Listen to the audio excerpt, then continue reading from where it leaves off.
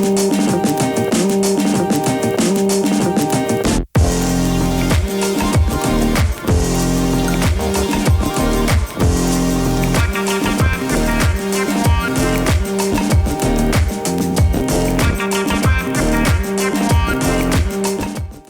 are listening to the Good Girl Podcast. I am Cameo King, your host, the Good Girl Podcast, where we are redefining what it means to be good through uncomfortable truths. I call those uncomfortable truths confessions. So every week we have someone on sharing a confession about themselves. And sometimes we just have topics that can be uncomfortable, right? We want to uncover all uncomfortable truths to get us to a level of healing, a level of knowledge, a level of knowing. And this week is no different. So I'm excited about this topic. And this topic is for any and everyone. Anyone who is, and these are her words, who is a CEO of a vagina, right? You may be connected to someone that's a CEO of a vagina. And it's really about our overall health, about how we internalize things about our health, and also just about a basic knowledge of our vagina. We need to get comfortable with that word. That's what she told me. Get comfortable with saying vagina, vagina, vagina. I hope they don't like mark this video as bad on YouTube. But we're gonna hop right into this conversation. Okay. Hello. Hi. So wait. I look. I'm so excited about this conversation. So this is Dr. Janelle Howell. I was about to hop in and call you the Vagina Rehab Doctor. How would you like me to address you, Doctor? You know what? You can just call me Janelle, or I don't mind. You can call me the Vagina Rehab Doctor too. That's totally fine. That's definitely what I go by on Instagram. But if we were to be hanging out somewhere, you'd probably be just calling me Janelle. I would. I don't think we would be at dinner and I'll call you. So I'm excited about this conversation because I have followed you on Instagram and I have learned so much. And I've shared your stories time and time again, and just your content, and very much how you have both a clinical perspective and you connect that to the whole person. Any person with a vagina. And I just love that about you, dispelling some myths, giving some practical information. So that's the type of conversation we're going to have today. I am looking forward to it. And I have, I've been following you as well. And I'm excited to just binge your podcast episodes because I know this one is going to be great. So I know the previous ones were as well. So thank you definitely for having me on your platform. Thank you for being a part. And so one of I essentially took your tagline, but it's teaching you everything your mama didn't teach you about your vagina. Mm-hmm. And that is the center of this conversation. So I think I want to start here, right? And feel free to push back on even my line of questioning, because my line of questioning is intentional. Can you have a bad vagina? I don't know what bad means. I think the word bad is subjective. It's relative. People say all the time they have a bad back, they have a bad shoulder. So I think it's a very subjective term. I definitely would never assess a vagina and say, hello, you have a bad vagina. So I think that's more of a subjective thing. And no, I don't believe that there's any vagina that is bad, that's bad. Right. Yeah. So in your line of work, of being a rehabilitationist, is that the word I'm looking for? Physical therapist, yeah. Physical therapist. Understanding that the vagina is a muscle. Right. So when we think of having a healthy vagina, and we think of creating an environment holistically for our vagina, what are some maybe key areas that we oftentimes leave out? That we leave out. I would say posture. We don't think about posture affecting our vagina at all. You know, mama told you to sit up straight, but she didn't tell you why. She didn't tell you really all of the reasons and all the benefits of maintaining good posture. There are some people that have painful sex because their posture is so poor. Wow. So when you're slouching, your pelvis is actually tucked under you. and your pelvic floor muscles, which are the muscles at the base of your pelvis that help you not to pee on yourself, that contract during sex, that help you to, have a bowel movement. They relax and open when you urinate or have a bowel movement. So they're integral to your intimate health. If you're slouching all the time, those muscles actually restrict, and you're going to decrease their ability to relax and contract. So posture, I would say, is a huge one. The next thing that I would say is stress, that we don't connect our level of anxiety, depression, unmanaged stress to how that can directly impact our vaginal health and even our reproductive health. So it's our brain's protective mechanism to just tell our muscles down there to shut it down. Ain't nothing coming in here. If you're stressed out, your body is not going to prioritize sexuality or different things like that. So your muscles actually tense up. Wow. And so that can actually increase your chances of having issues like urinary incontinence, constipation, frequent urination, all of the things that no one would really brag about having.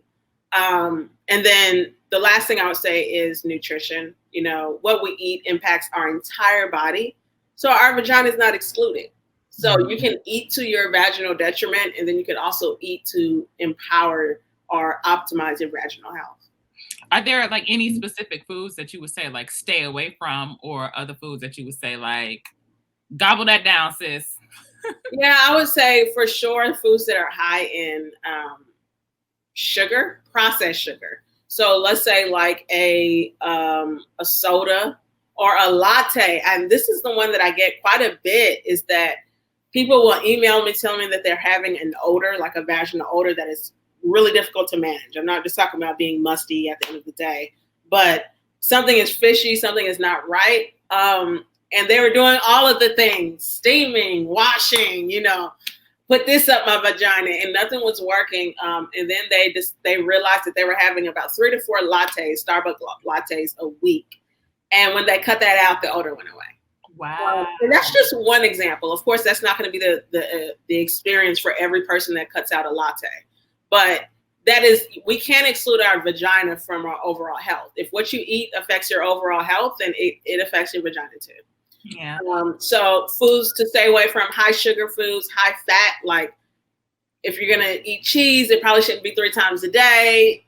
Red meats that are typically really high in fat, fried and processed foods would be something that you want to limit. You don't have to completely take it out of your diet, but probably think about limiting it if you're overdoing it. Who knew something we enjoy so much, Starbucks, would contribute to, but it makes sense. Like our what we eat fuels our cells, and our cells is made up of every part of our body. Yeah. I just think making that connection, we just really don't make that connection often. Yeah. So again, your content is extremely informative. And so I'm sure you get questions. I'm sure you get pushback a lot on things you post. What is maybe one of the common questions or one of the common things that people push back on when you post? I think one of the things people push back on is I am not ashamed to talk about like what's affecting your vaginal health in terms of your sexual behaviors. So I think, I'm grateful that we're living in an era where we're getting rid of a lot of shame around behaviors that have been done forever, since biblical times. It's just that this generation is not as ashamed to talk about things that they're doing, whereas mama and granddaddy were doing them too, probably just behind closed doors. But I don't shy away from discussing things that are impacting, like unprotected sex, or sleeping with someone who's also sleeping with someone else at the same time, and acting like that's not impacting you, or the hygiene level of someone else, or even the past sexual behaviors of your current partner. Those things impact our microbiome, which just means the bacteria that live in our vagina, on our vulva, or on the penis, or in the penile fluids. So it's not about shame or morality, it's just health in the body. And so you go to a doctor and you want sexual advice, they're probably going to tell you, use a condom, use protection, limit your sexual partners. And so sometimes I can get pushback. I've had someone to say that I was slut shaming. Yeah. And that was not my intent. You can sleep with as many people as you like, but I want the people that are following me to know how that can be impacting their vaginal health and what they can do. If you're going to sleep with 100 people, you should probably use protection if you choose to do that. And so that's one thing that I discuss, because a lot of us are not aware that condoms and protective mechanisms actually don't protect you from all STDs. There are some STDs that just live on the genital skin. So even if someone has on a condom and you're having penis and vagina sex, but that person has bacteria on their skin, on their genital skin, and their groin, even on their pubic hairs, that can be transferred to you. You can even get an STD from using a sex toy. So using protection is one mechanism, but we can't ignore that being aware, at least being knowledgeable about who you are being intimate with, will impact your health. Yeah, that was an eye opener, Janelle, because I think you hit the nail on the head when you talk about that this generation is very much more open and more transparent about choices, whether you choose to sleep with multiple people, whether you choose to wait until you have some type of level of trust or a covenant or whatever, a marriage or whatever it is for that person. I think it's important that we are informed, from the, clinical perspective, as a doctor, like these are the honest risks associated with both. Right. And it's not my opinion. This is fact. Right. And the other thing is, I mean, let's be honest, you can get an STD from sleeping with one person. Yeah. So it's not that it's about idolizing one type of lifestyle or purity or anything. It's just educating you. And then you're now informed and you can make the best decision for yourself. Yeah. Yeah. There has been historically, right? Ever since I was in middle school, I think a lot of shame. We talked about this from the beginning, but shame when it comes to the odor or the expected odor of how a woman's vagina is supposed to smell, right? It's typically like kind of what you mentioned before, that fishy odor, or maybe that end of the day musty odor, or whatever it is. And some things that I learned from you, learned from your page, that oftentimes, and correct me if I'm remembering this wrong, but that sometimes what contributes to problems and odors with women who have vaginas are penis owners. Oh, penis owners ain't gonna like this one. And let me just broadcast why I've used the term penis owners, because it's hard trying to please everyone online. Let me tell you, I will get an aneurysm trying to please everybody that's following me. So if you say men, there will be some people who are very much advocates for the transgender community, for the LGBTQ community. So there are people who were born a biological man, but do not identify as a man. So a lot of people will ask for terms that include everyone. Yeah. So I use both. Sometimes I say men, sometimes I say penis owners. But then when I say penis owner, someone comes in the comment, what the heck is a penis owner? I am not a penis owner. I am a man. I'm just like, oh my gosh. So anyways, just to let you guys know why I use that term occasionally. But yes, when you're having sex with someone, it's not just an experience, it's an exchange. You're not just having an orgasm or having a good time. You're getting what they're giving to you. And you're giving them something too. They're going to give you their DNA. They're going to give you their bacterial strains that live in their penile fluids and on their penis. This is impacted by their diet. This is impacted by people that they've slept with. This is impacted by their behaviors too. Like if they use condoms or different things like that. And so when you have vaginal difficulties or disturbances that are recurrent, you also have to check your partner. Not interrogate them, but at least be knowledgeable about, one, their hygiene practices. Number two, I mean, I've talked to people who know that their partner is cheating and they're having recurrent BV, recurrent yeast infections. And I'm just like, that's something that you should not be ignoring. That's going to likely impact your vaginal health because they're now introducing more bacteria into your vagina because they're getting bacteria from someone else as well. So yeah, there's no shame about it. We have to care for our bodies, but when someone else's body is entering into ours, that is going to affect our vagina as well. Yeah. So I want to transition a little bit. I want to talk about some myths or some stereotypes that exist with vaginas, right? And I think the one that's at the top of my list is the idea of having a tight vagina, and that the more sexual partners you have, the looser it gets.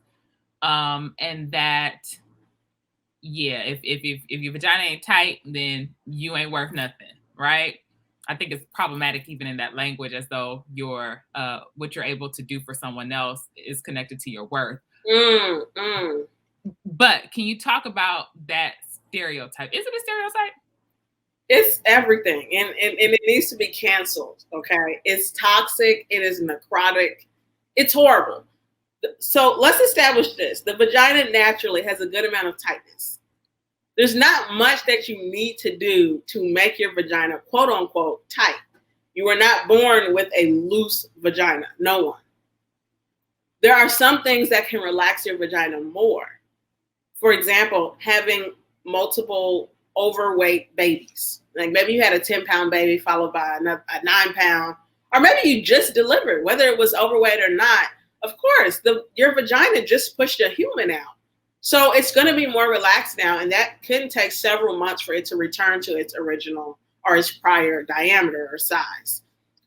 Outside of that, though, tightness, most women who are striving for that usually are striving for that because they think it's going to better please a man. There's not much that's done for you with a tighter vagina. Let me just tell you, you're not going around throughout the day like, oh, I am so much more stress-free because my vagina is tighter. There's nothing good that happens to you when your vagina is tighter. Absolutely nothing. So we have to, number one, accept that it is a idea that is perpetuated based on what will better please a man.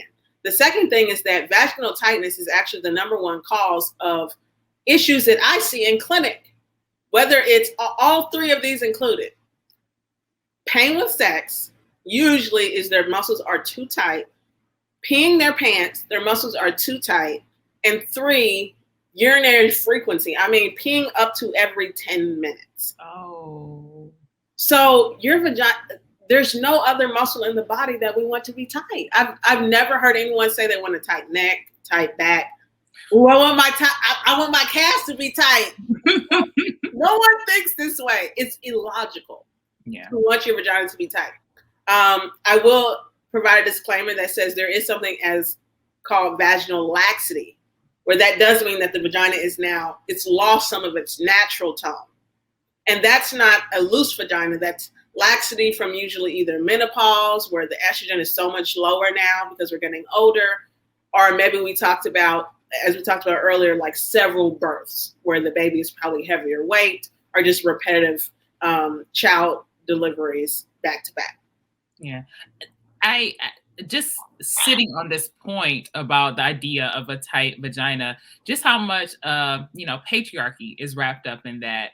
And even the idea that women desire it, and it has been very much at the forefront of conversations when it comes to sexual pleasure, again, for someone with a penis, for a man. And it really does nothing for the woman, but that women are very much taught it, you hear it, a woman's worth is connected to it. But I loved how you gave an illustration about if the roles were reversed. And you showed in a sense, I don't know what it was. It looked like a flattened balloon or something like that. Yeah, if the roles were reversed, because people do say the more people you sleep with, your vagina gets looser. And the vagina is like a rubber band. You stretch it and it goes back to its original diameter, unless you just overstretch it so much that it loses some of that elasticity. So for the most part, if you have sex with one person versus if you have sex with 100 people, it doesn't necessarily change shape because it's elastic, meaning when that penis comes out, it typically goes back to its original size. And it also doesn't make sense because if someone's married, they don't say this happens. But you can have sex with your husband 100 times and your vagina is the same diameter. But if you have sex with 100 different men, oh, your vagina's loose. It doesn't make sense. And then I have to say, for my religious people, no, we're not perpetuating promiscuity, because someone would look at this and go, well, are you saying that they should go sleep with 100 people? No, not necessarily. I'm just dispelling myths. That's what I'm dispelling. And so if the tables were reversed, then if a man was a virgin, his penis would be nice and thick like a big sausage.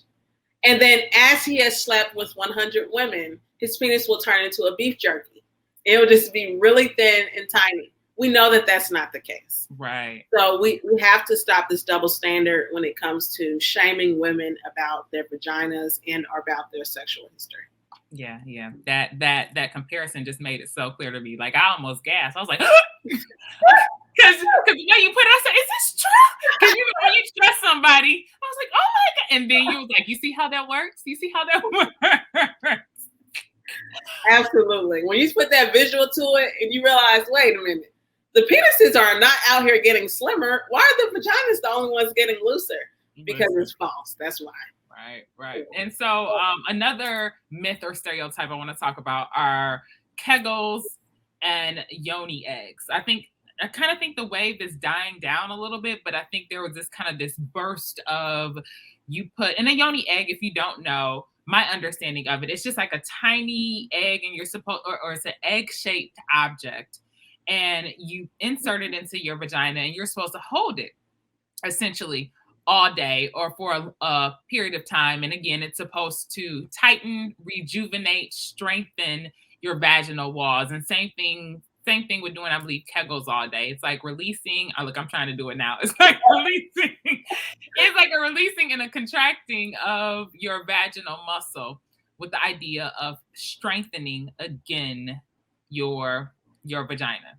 Is that a myth? Is that a stereotype? Does that work? The sigh, Janelle. Yeah. There's really so much to unpack about kegels. I like to start off with saying kegels in and of themselves are not bad. Okay. It's a contraction.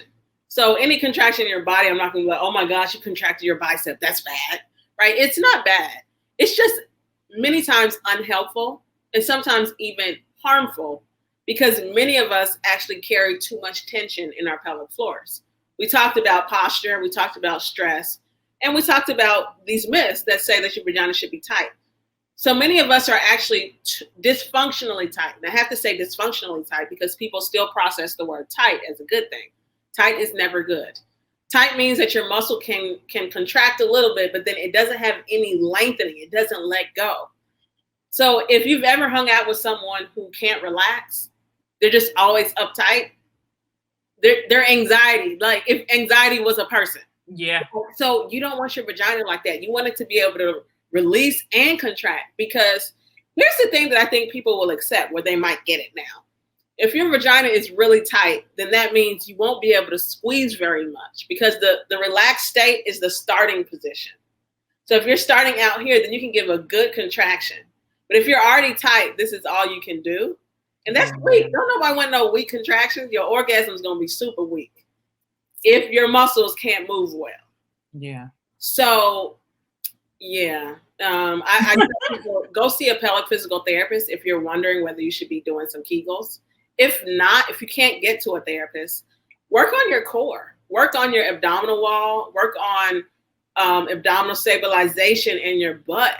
Those two areas will actually train your vagina at the same time, because it's a core group.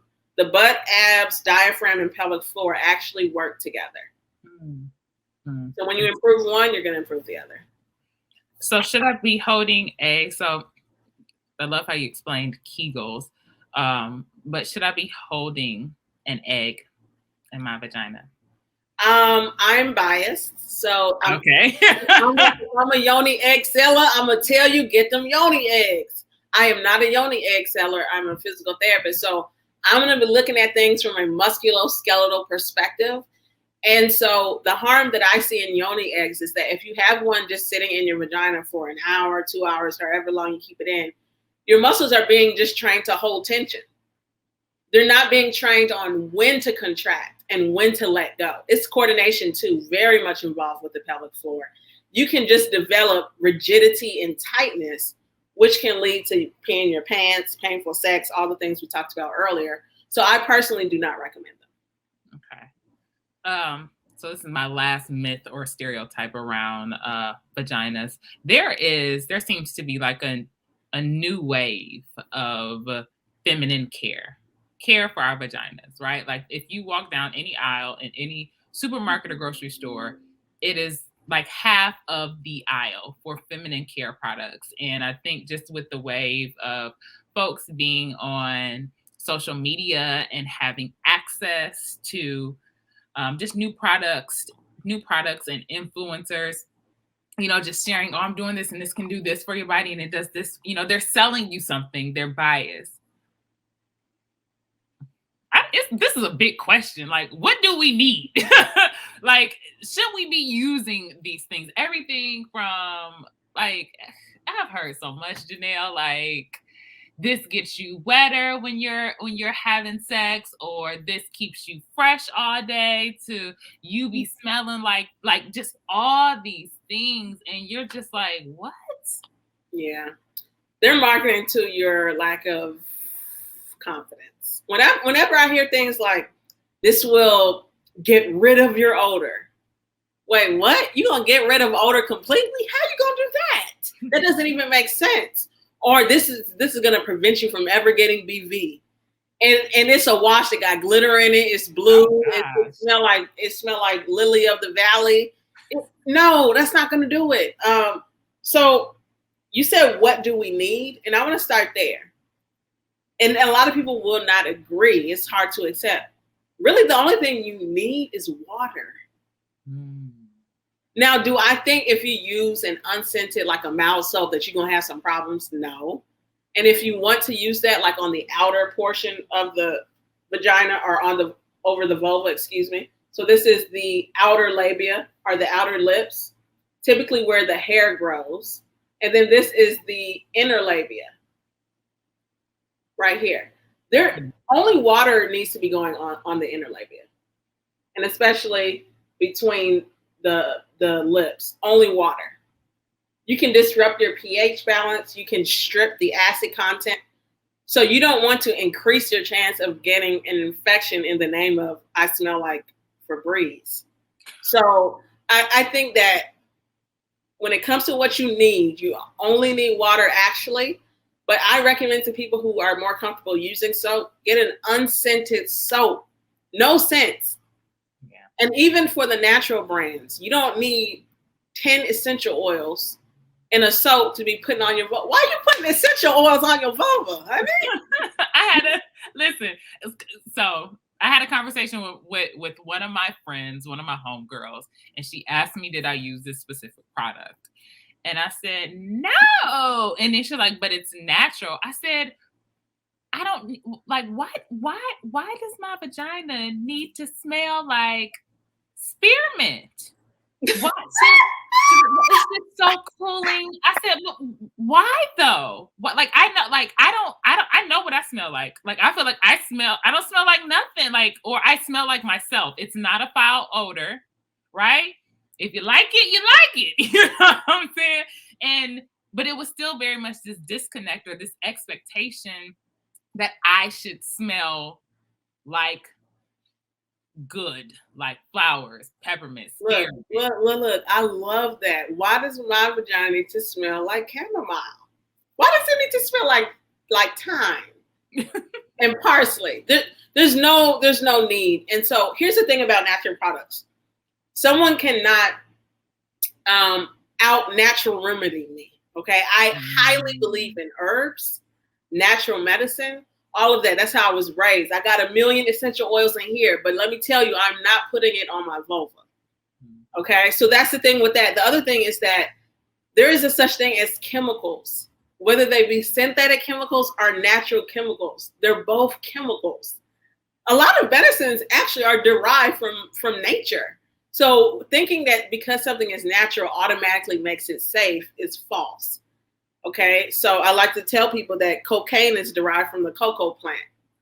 All right. So, and someone was going to argue, well, that's different. Yeah, of course it's different, but I'm making the point. Just because something is like cayenne pepper, that's natural. Yeah. I'm not going to put that on my vulva just so it can feel spicy. And that's a lot of what these natural products are doing. People tell me that they tried the product that had all the essential oils in it, and then they're burning. I'm like, well, heck yeah, you burn it, sis. Yes. Of course. You put paprika down there. You put spearmint on it. Of course. It makes me think about all these things too. So going up in a slightly different direction, it makes me think about when people are looking to enjoy sex, right? And so they introduce whipped cream, they introduce I got funny stories. I got funny stories from some of my friends. So all my friends will remain nameless. But one time a homegirl called me. You sure you're not gonna name them? I'm not, because she ain't gonna come for me. She's not gonna come for me. She called me. She was like, Cameo, I think something is wrong. I said, what are you talking? Like I can hear the anxiety in her voice. She's like, it's just something not right down there. I said, well, what do you mean? Like, did you my first thought was like STD. She was like, no, we're good there. I said, well, what did you do?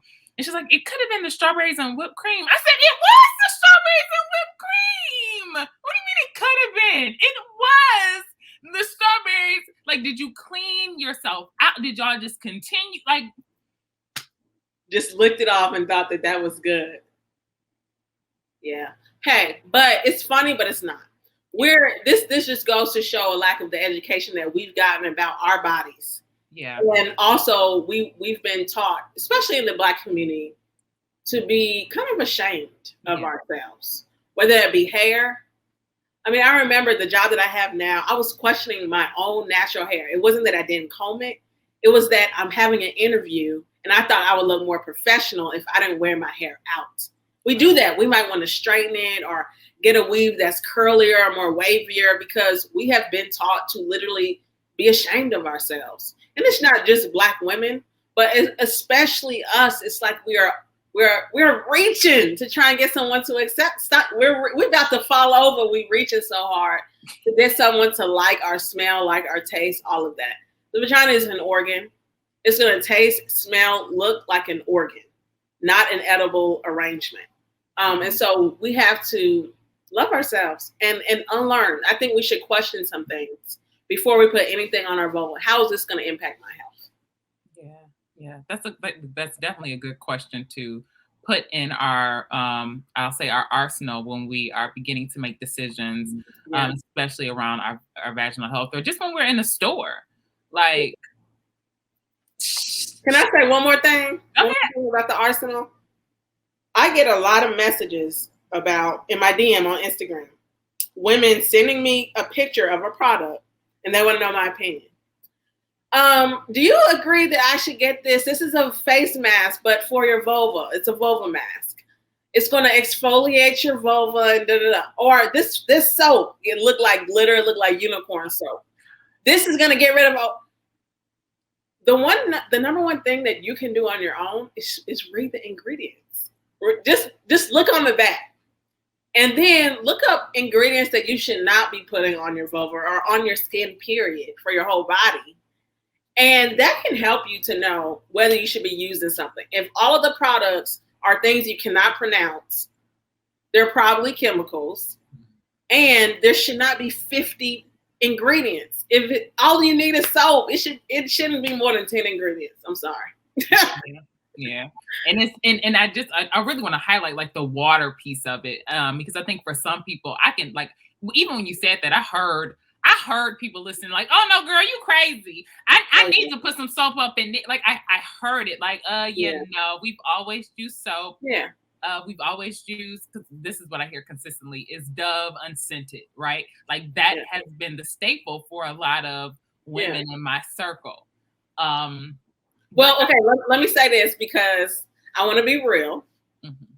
I don't just use water, but there are times that I do. And because I know and I understand now what I actually need. And many times the insecurities that we have, let's say for someone that's being intimate with another person, there are people that will bring to you unrealistic expectations. But many of the times we put them on ourselves. We think if we gain a little bit of a gut that all men are going to hate us. Then you talk to men and they say, actually, I don't care. You know, you think that you have to smell like flowers. Some men and our women, you talk to them, actually, I like your natural smell. So number one, let's unlearn what's false and what's unhealthy. Number two, know now at least what you actually need. It's not that you can't do more, but what your vagina and even the vulvar skin on the outside, especially the part where it's like the skin changes. It's no longer the tougher skin, but between the lips, the skin feels softer, you know, it's different. That is where your vagina is cleansing itself. So if you use just water, you're literally going to feel it squeak. I promise you. You still need to use a washcloth or maybe your hand, something. You can't just like let water drip on it. That ain't going to do it. Ain't gonna work, sis. Yeah, you still need a washcloth. You need to do a little scrub, but you will feel it squeak. And so I personally, when I do use soap, I do use unscented Dove. Mm-hmm. However, I know that I don't need it. So I don't like depend on that. But when I do, I'm going to that or something like Dr. Bronner's or even something like Aveeno. But nothing, I ain't going in that feminine hygiene now, though. That's for sure. Listen, I'm gonna be transparent, right? I have a story from college, right? And in college, I was broke. And so you kind of take I was broke. I don't know about you, but I was broke. And you kind of take whatever people give you, right? And I think my body was used to a certain type of soap. And I think my aunt or someone sent me a care package, and they sent me Irish Spring, the green soap. Never in my life will I ever use that again. Because I went straight to the clinic. I said, what is going on? Listen, the doctor even asked me, because it was rough. It's so crazy. I'm sharing a lot of my business. So I remember hearing it. She tapped on it. She was like, this is what you're talking about? Like she tapped, because something happened. And she's like, you're sure you haven't slept with anybody? I said, no, I haven't slept with anybody. It was literally a reaction to the soap. Like my vagina didn't like it. And she was like, and she told me, she said, just chill on whatever products you're using. And she told me to just use water. And after like a couple days or two, it was fine, but never again in my life. Never. Yeah. And we all have different sensitivity levels. So some people can use Bath and Body Works down there and they've never had an infection. That's good for you. I guess you got the spirit of the Lord shielding you. Yeah. Amen. Hallelujah. Yeah, hey, say amen. If he shielded you. But for a lot of people, they're struggling. Recurrent yeast, recurrent UTIs, recurrent BV, or maybe they have an STI and they're trying to prevent flare-ups. For you, you definitely do not want to be using that stuff. It's so many different triggers that I think we're not realizing. Yeah. It's our hygiene, it's our sexual behaviors, it's our diet, it's stress, it's people that were sleeping. I mean, it's so much stuff. And you want to just knock down all of those things that are trying to come for you in your bad health. Yeah. Knock down the things that's trying to come for you in your bad health. So you mentioned this unrealistic expectations for my vagina. What are some unrealistic ones that we have where a lot of women hold? That is not going to age. People will say different things like, I have darker skin in my groin, or it's darker there, or I have ingrown hairs. Well, if you're shaving, you might get an ingrown hair. That's not nothing about your health. It's not that God don't like you. It's just it's a natural response. So that's gonna happen. The skin might get darker. Number one, hormones. Number two, shaving. Number three, tight clothing that rub up against the skin. So those things are natural. Other unrealistic expectations is that, yeah, that you will always be really fresh. And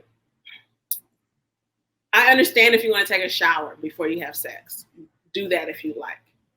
However, you do not question your underarms when you smell an odor.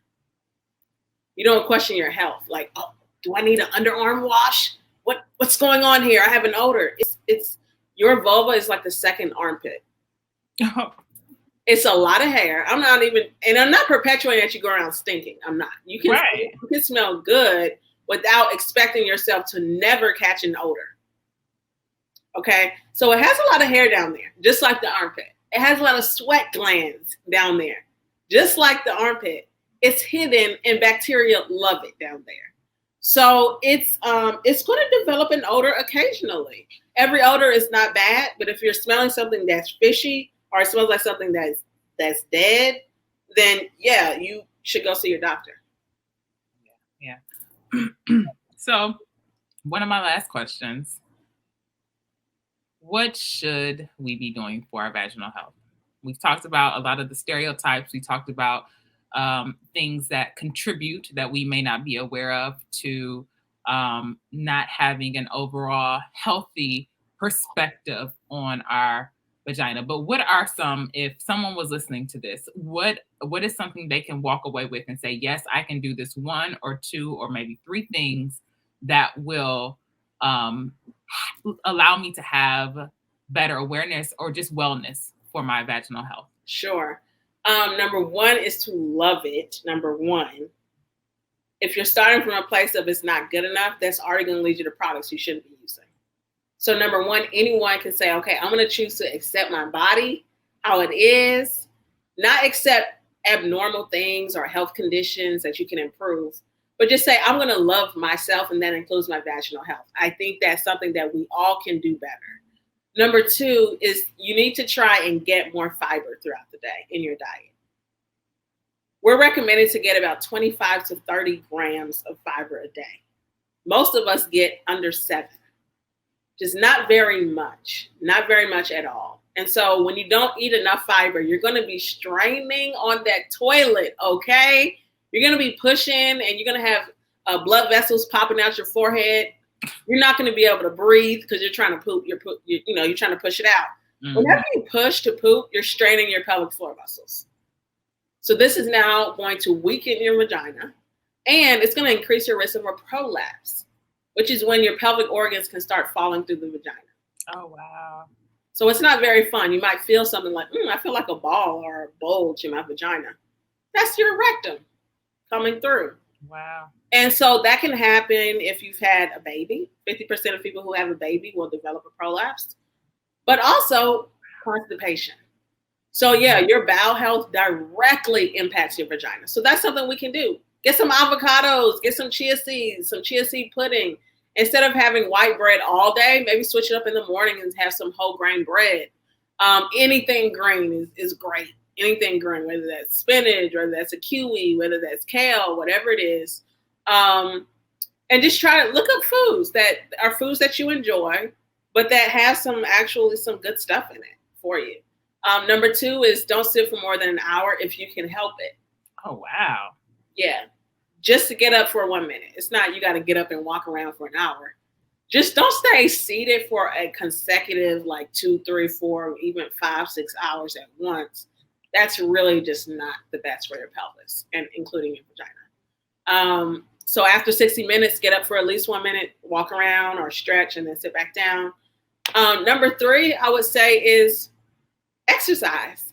Really do it. Your vagina is a muscle, and it wants to stay strong for you, and it wants to support you throughout your entire life.